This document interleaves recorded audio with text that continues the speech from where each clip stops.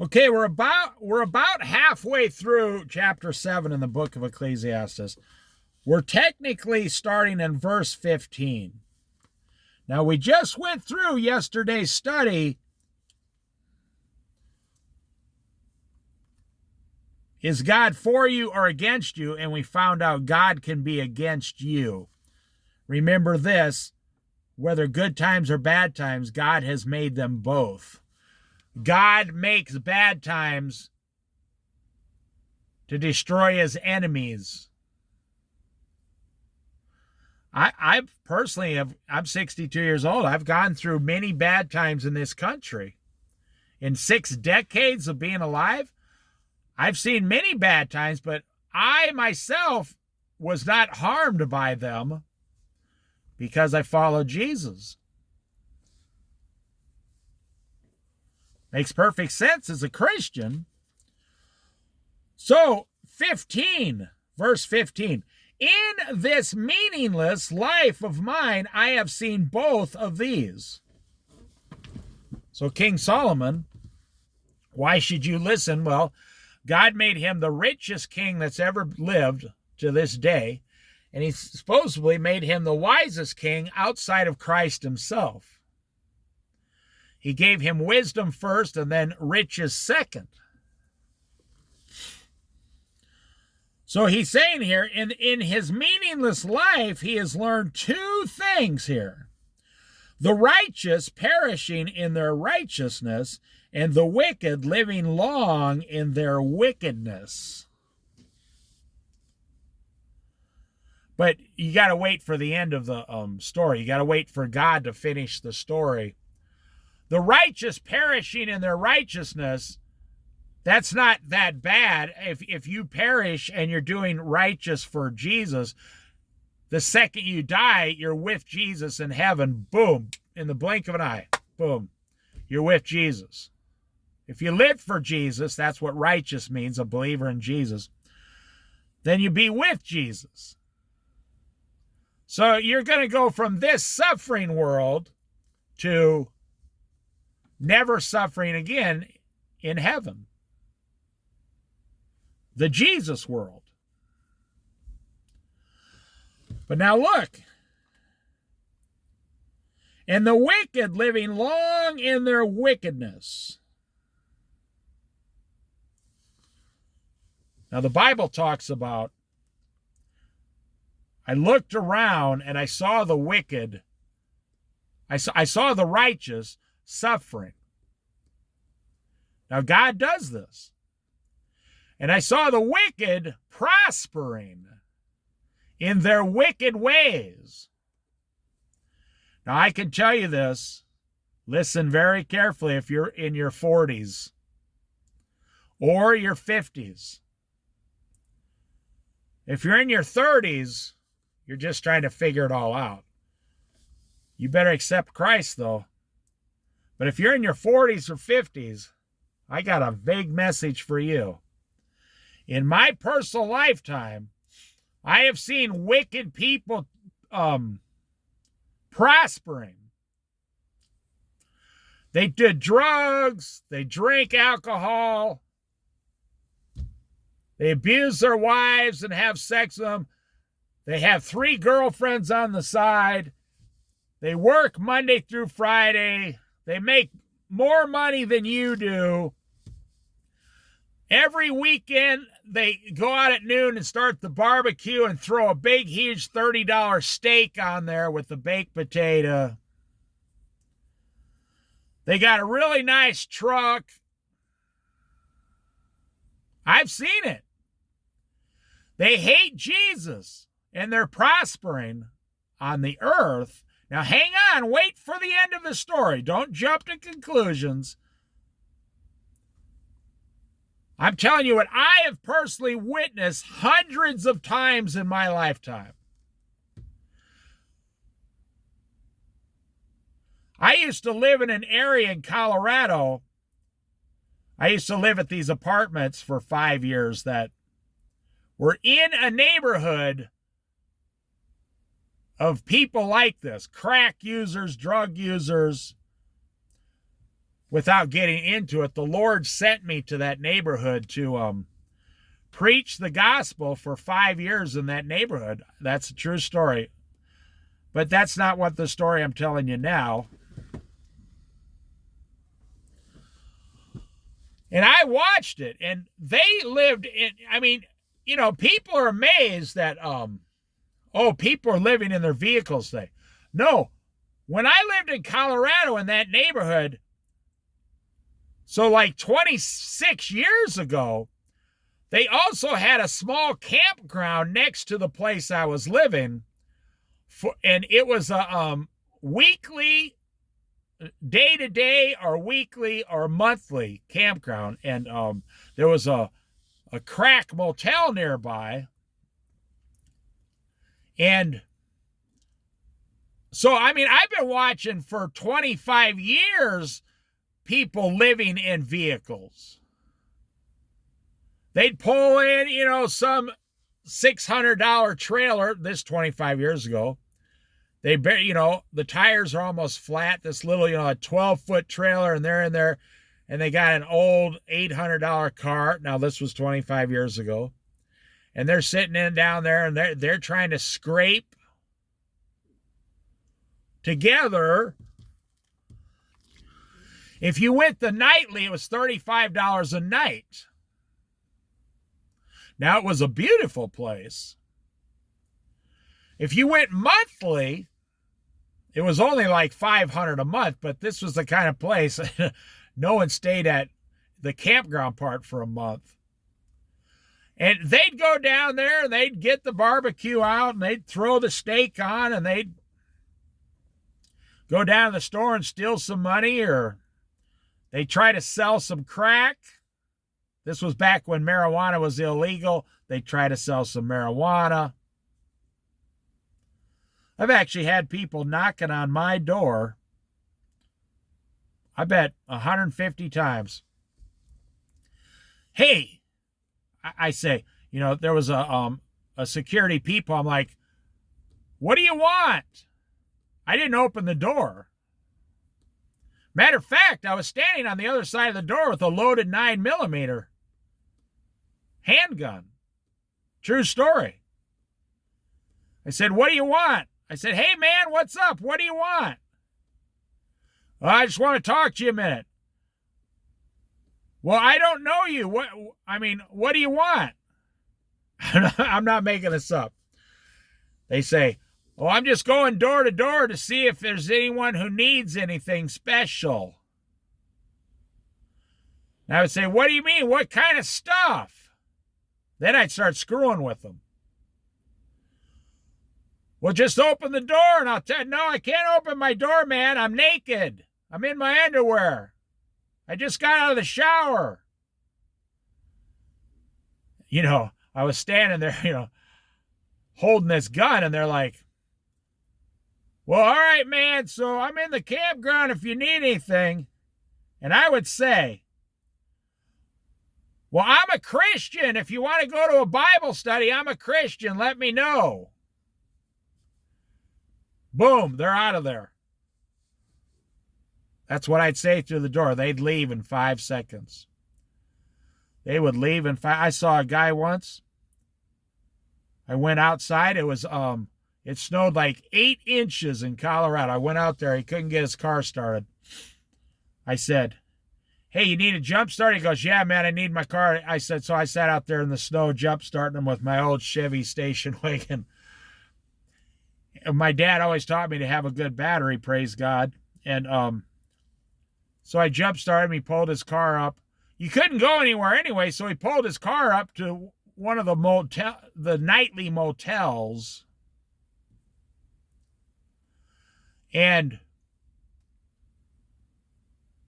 the very next day, the police detectives knocked on my door. They said, hey, we're interviewing people. Someone saw you jump starting that guy's car yesterday. I said, yes, sir. What happened? Well, he was murdered last night with a fork for $12 of crack. He he tried to steal some money from two guys, and they murdered him. They stabbed him to death with a fork. So yeah, I've been around. I've seen things. I've had people knock on my door in Colorado. Now, I was there 9 years. I only lived at this place 5 years because it was cheap rent. And the Lord told me, go preach the gospel. Now, I did that by leaving tracts. I didn't knock on people's doors. No, I preached. I just left tracts all over. Middle-aged women would knock on my door. Hey, I'm a little short on my rent tonight, honey. I say, yeah, me too. Sorry. They'd say, well, come on in. I can give you some sexual favors for $20. So when we read here, and the wicked living long in their wickedness, I've witnessed this hundreds of times. Now listen, if you're in your 40s or 50s, I'm going to finish this for you. Every single one of those people that I encountered died before 60 years old. That's right. There's something about the hand of God, the outstretched arm of God, will only let the wickedness go on so long. And you know that place I lived at, I'm not making this up. This is 100% true. I'm not saying it because of me. When the Lord said, you're out of here in 2 weeks. Gave her 2 weeks notice that her jobs moved to Oregon. I've told you guys the story before. Do you know 6 months later, the city came in and condemned the whole place. A few months after that, they bulldozed the entire place to the ground and put a whole new businesses up there. All those people living that way in sex, drugs, rock and roll, trying to make, there's people that, well, even in Florence, Oregon, where I live, there's a few women that walk up and down the Highway 101 and they live in motels and they're trying to get drug money and the rent money for tonight. And they're drugged out prostitutes. Oh, yeah. They get a lot of customers, I'll tell you that. There's a lot of filthy old men out there, put it that way. Every person I've ever seen living this way dies in their late 50s. If you die early as a Christian, you go to heaven. But I'm telling you, just like the saying in the Bible, God gives a man like an evil man everything his heart ever desires, so he can work and collect everything he's ever desired. But then God does not allow him to enjoy any of it, and he turns around and gives it to someone that pleases God. God takes that man's possessions and the evil man's possessions and gives them to someone who pleases God. Does that not tell you God is in charge of every single thing on this earth, and God is watching every move you're making? And I'm just telling you, I've witnessed it hundreds of times living where I lived, and I used to work at the Salvation Army. But that was mostly about salvation. So that was good. But I want to tell you, if you're living this way and you're 50 years old, you're probably, statistically speaking, you're probably going to pass away before you're 59 years old. I've seen it, I've seen it, I've seen it, I've seen it, I've seen it. Because sin and smut and this kind of lifestyle eats away at you, but it's not really, that's not what killed you. God killed you. God said, I've let you live 60 years. I've had enough of your behavior. You're done. You've rejected my offer for 55 years. You're done.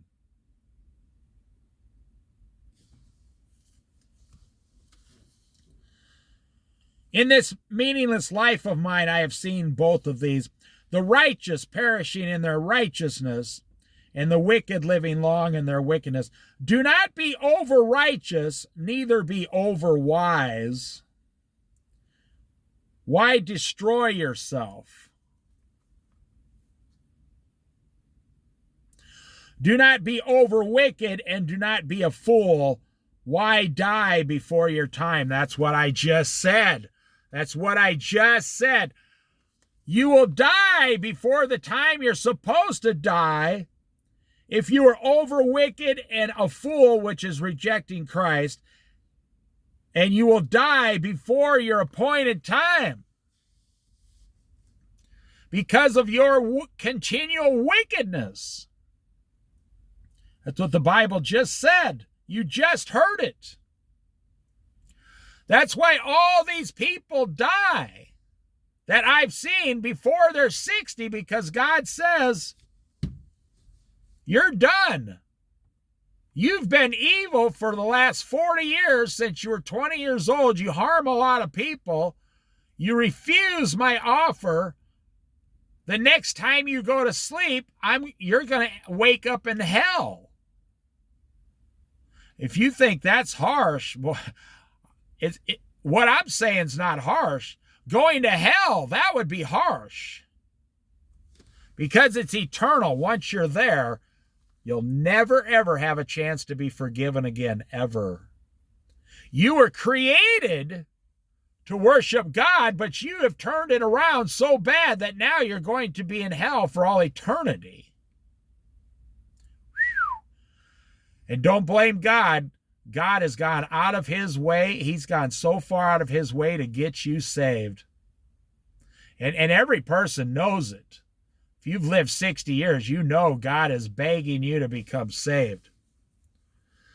I told a 74-year-old man the other day, he had to go to the hospital. I said, I'm praying for you. He doesn't believe in Jesus, but I heard the voice of the Lord say, tell him you're still praying for him. I said, I'm still praying for you. And he turns around and walks away and goes, I don't believe in that. He actually sneered at me like a hog down at the Blue Ribbon pie eating contest or whatever. And this is a friend that I know. He sneered at me. I'm not going to believe in that foolish Christianity. Well, I'll tell you what, you know, he's 74 years old. You want to be healed and live for God? Or, boy, that's some scary stuff. So I prayed for him. I pray God saves him, but God says, well, I've been trying to save him for 74 years. But God gave you free will. You have to make the choice. Do not be over righteous. That means do not be the kind of Christian that argues with other Christians about technicalities in the Bible.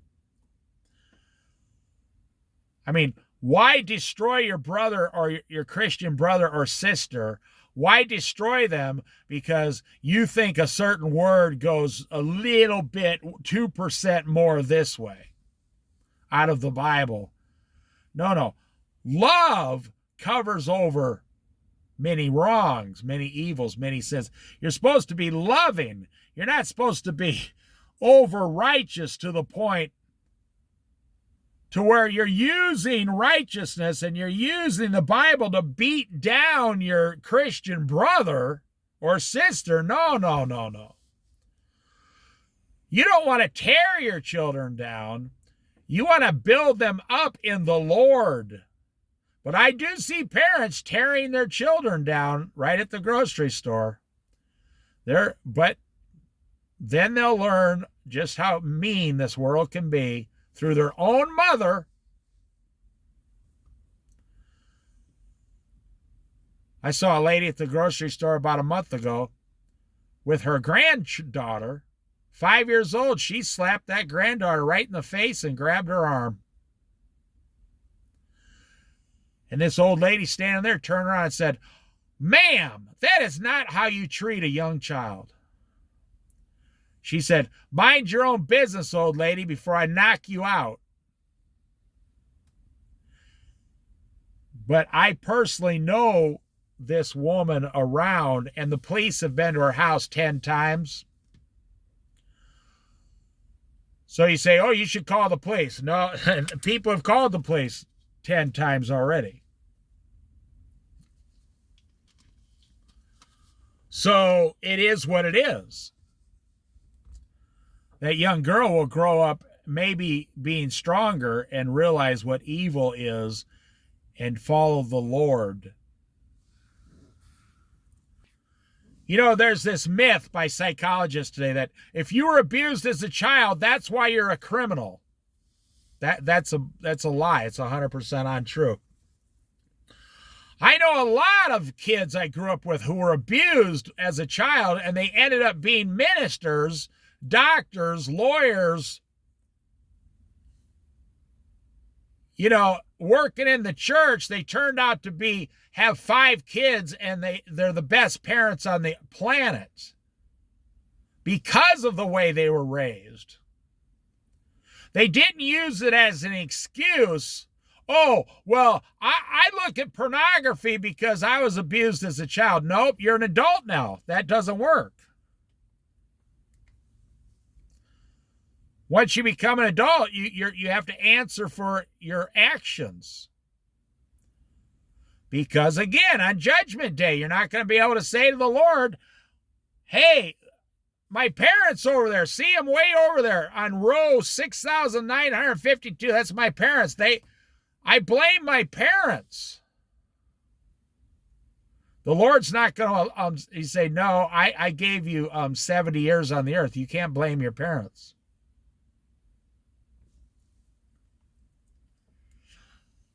I knew a guy 78 years old. This was like 10 years ago. He blamed his parents for the way he turned out at 78. And he was a Christian. Sometimes people get stuck on an idea and they can't let it go, whether it's right or wrong. They just can't let it go.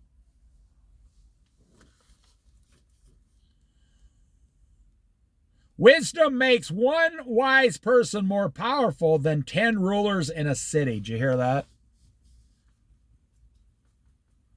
I'm telling you, wisdom is the answer. I'm going to end right there, and we'll continue later.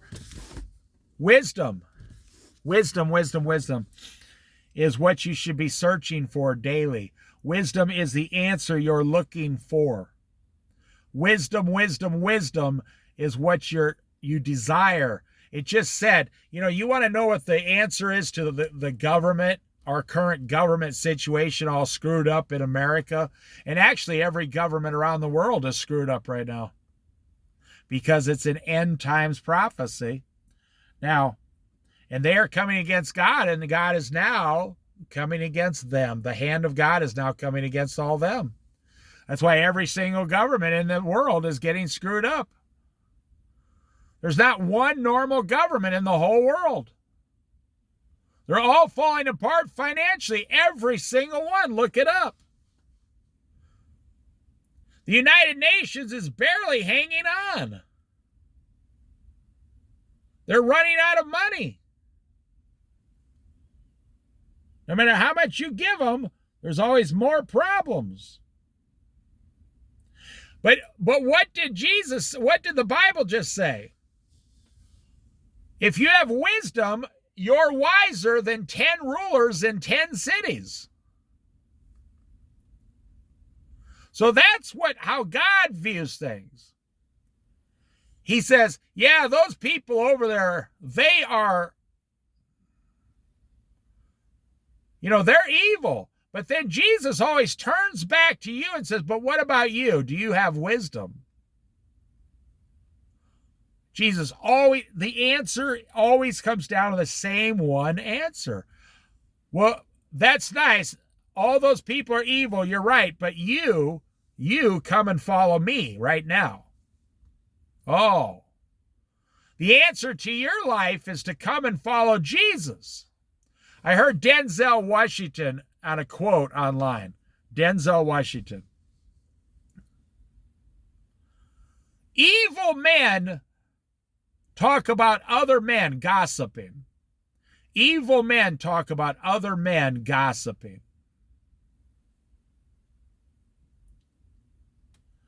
Good men talk about, pleasure and good times. But great men talk about ideas. Ideas.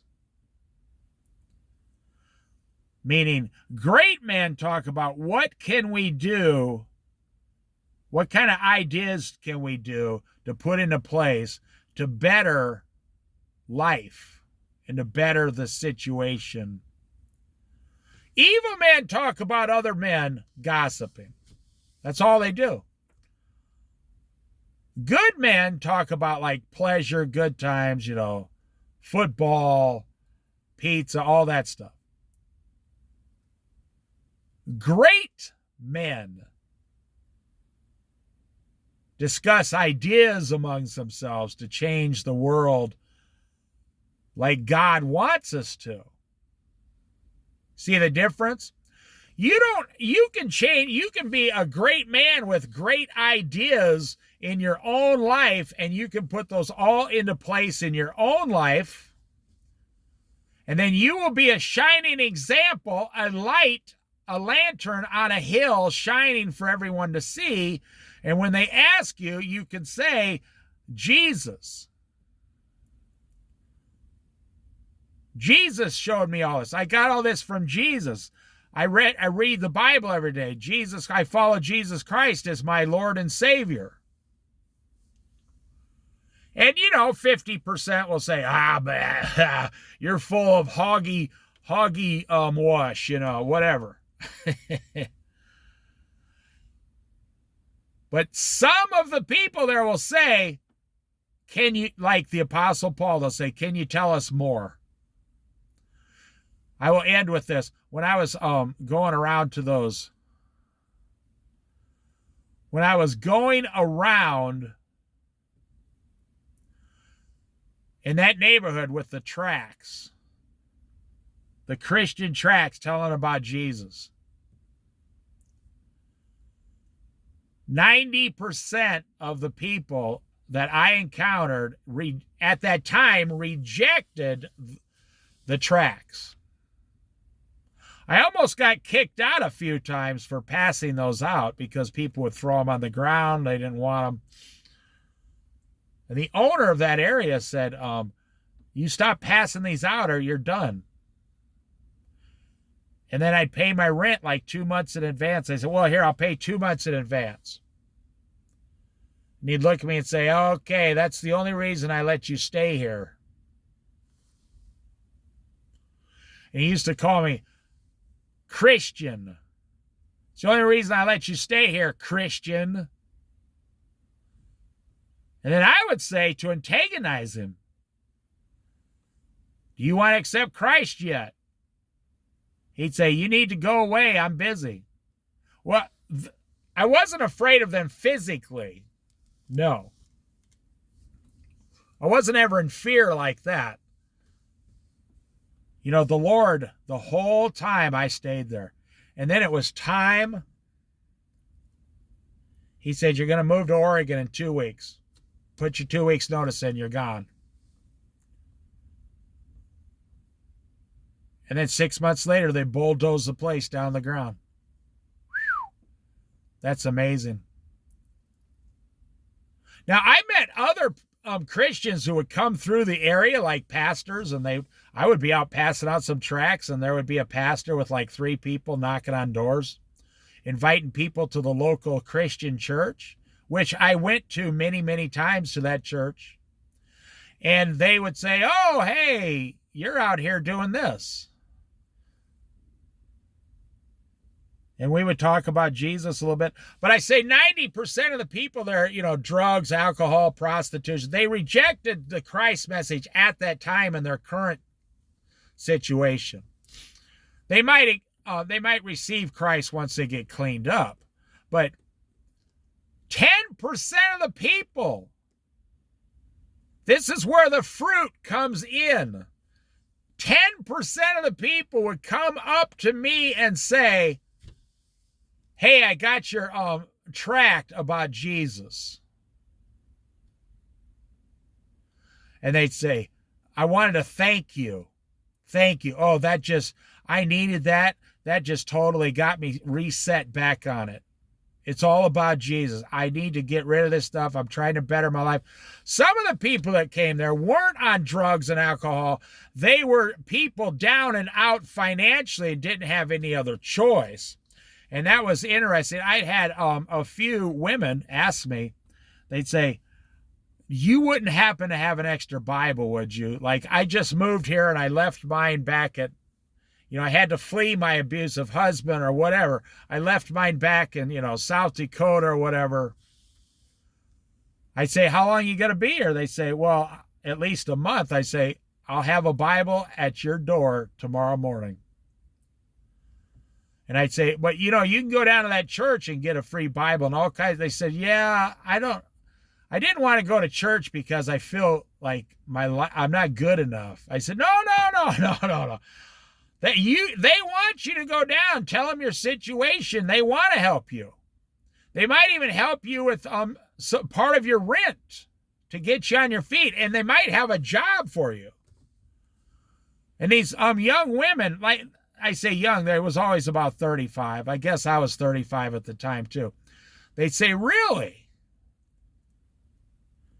I'll go down there to that church, thank you, and get some help. So the 10% that accepted the message, the fruit that was produced in those 10% was 10 times more than the 90% that rejected the message. That's amazing to me. That's where I learned, a lot about God and how Jesus works on the streets. Because I've seen people with nothing. I mean, not even shoes. I'm on their feet. I'm not making this up. They walk into the church with slippers on. Their rent is due next week, $187 or whatever, and they don't have the money for another week. They don't have a job, and they sincerely go into a church, and the church is like, oh, okay, well, we'll get you some clothing right now, so come back tomorrow. They come back tomorrow. Hey, I was talking to a lady, and she might have a room for you. They come back, they go to church for a couple weeks. They got a place to stay, some food, some clothing.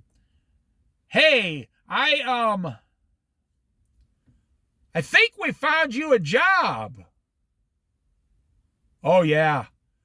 Within 30 days, they went from a weekly motel where they could not even afford anything. Food, not even shoes. And then they say, well, my car, the starter's going out my car. They're like, oh, we got a mechanic here at the church. Boom. Puts a starter, comes over. The guy lays under there on his own time, puts a starter in there.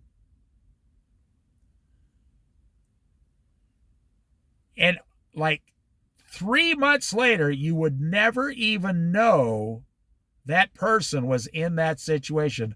They look like any normal person you just walking down the street.